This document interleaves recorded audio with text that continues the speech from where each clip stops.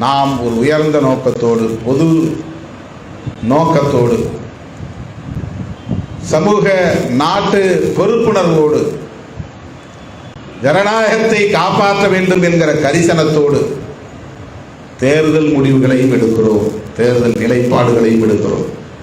இது வெளியிலிருந்து பார்க்கிறவன் கண்ணுக்கு அல்லது சந்தர்ப்பவாத சக்திகளின் கண்களுக்கு எல்லாவற்றையும் ஆதாயமாக்க வேண்டும் என்று துடிக்கிற தற்குறிகளுக்கு வேண்டுமானால் திருமாவளவன் எடுத்த முடிவு இளிச்சவாய்த்தனமாக இருக்கலாம்.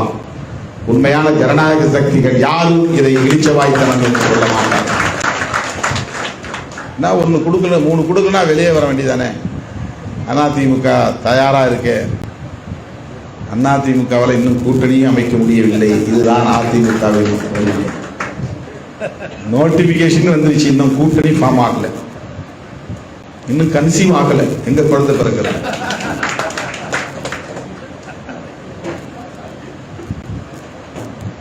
பாரதிய ஜனதா தனியாளா நிற்கிறது, யாரும் கிடைக்கவில்லை.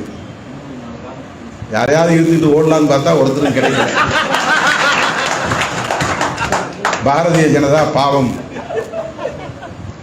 ஏற்கனவே விவாகரத்தானவர்களை பார்த்து இழுத்துக் கொண்டு ஓடுகிறது. அதுதான் இன்றைக்கு நிலை.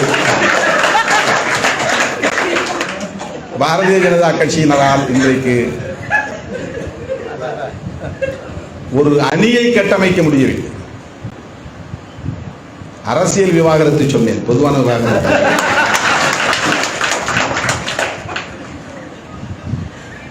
மக்கள் கைவிட்டால் அது விவாகரத்து தானே. மக்கள் ஆதரவு இல்லை என்றால் அது விவாகரத்து மாதிரி தானே. பாரதிய ஜனதாவுக்கு ஆள் கிடைக்கல. எல்லாம் கதவுகளும் திறந்திருக்கின்றன, எல்லா ஜன்னல்களும் திறந்து வைத்திருக்கிறோம். யாராவது உள்ள வந்துட்டு போங்கன்னா ஒரு ஆள் கூட உள்ள போகணும், காக்கா கூட போகல. பாரதிய ஜனதாவால் இன்னும் கூட்டணி அமைக்க முடியவில்லை. நாம் 2 தொகுதி கையெழுத்து போட்டோம் அப்படின்னு நிறைய பேருக்கு கவலை. நமக்கு வராத கவலை அவர்களுக்கு வருகிறது. நம்மை பார்த்து ரொம்ப கரிசனப்படுகிறார்கள்.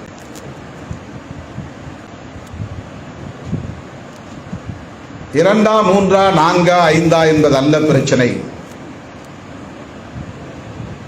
நாட்டை, ஜனநாயகத்தை பாதுகாக்கப் போகிறோமா இல்லையா என்பதுதான் பிரச்சனை. ஜனநாயகத்திற்கு ஆபத்து, அரசமைப்பு சட்டத்திற்கு ஆபத்து, விளிம்பு நிலை மக்களின் ஜனநாயக உரிமைகளுக்கு ஆபத்து, ஒட்டுமொத்தமாக தேசத்துக்கு ஆபத்து. பிரதமர் மோடி அண்மையிலே ஒரு நிகழ்ச்சியில் சொல்லுகிறார், இந்த 10 ஆண்டு கால ஆட்சிங்கிறது ட்ரெய்லர் ஷோ தாங்கிறார். இதுவே ட்ரெய்லர்னா மெயின் பிக்சர் எப்படி இருக்கும் பாருங்கன்ற. Main show, full show.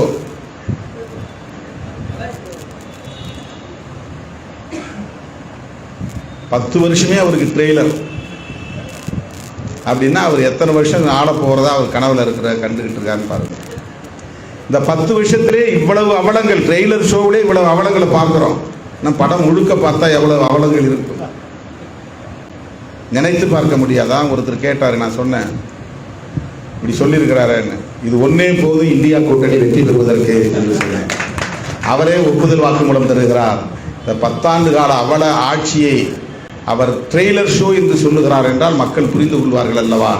மீண்டும் அவர்கள் ஆட்சிக்கு வந்தால் என்ன நிலைமை ஆகும் என்பதை இயல்பாக மக்கள் புரிந்து கொள்வார்கள். தோழர்களே, தேர்தல் தேதி குறிக்கப்பட்டு விட்டது. அதாவது யுத்தத்திற்கான தேதி.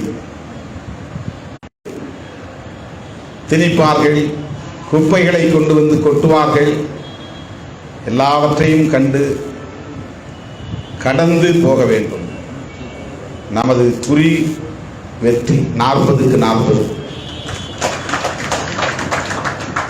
தமிழ்நாட்டில் 40க்கு 40 வெற்றி பெற்றால் என்ன ஆகும்?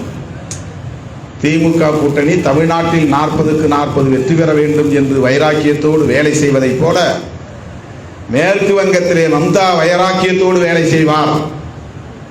கேரளாவிலே இடதுசாரிகள் வைராக்கியத்தோடு வேலை செய்வார்கள்.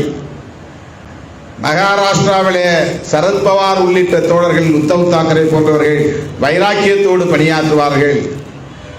டெல்லி, பஞ்சாப் போன்ற இடங்களிலே அரவிந்த் கெஜ்ரிவால் வைராக்கியத்தோடு அங்கே நாம் வெற்றி பெற வேண்டும் என்கிற வைராக்கியத்தோடு வேலை செய்வார். தேர்தல் முடிவுகள் வரும்போது தடுப்பதற்காக உருவாக்கப்பட்ட கூட்டணி தான் இந்தியா கூட்டணி. போஸ்ட் போல் அலையன்ஸ், அதை ப்ரீ போல் கன்ஃபர்மேஷன் பண்றோம்.